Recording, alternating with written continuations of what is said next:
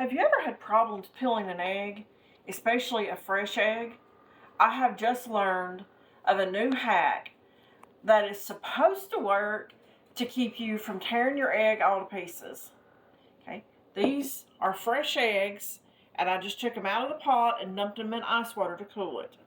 I have a mason jar with a couple inches of water in there. Okay, we're gonna put the egg in there. Put the lid on it and just shake the dickens out of it. And it's supposed to crack. And the shell come off super easy.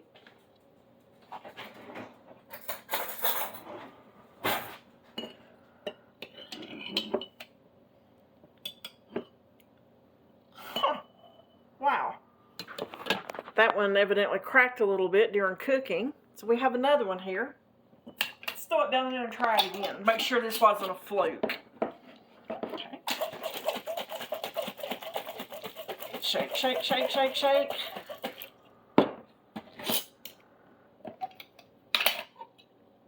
Open it up. Wow. Now that is the way to peel an egg, folks.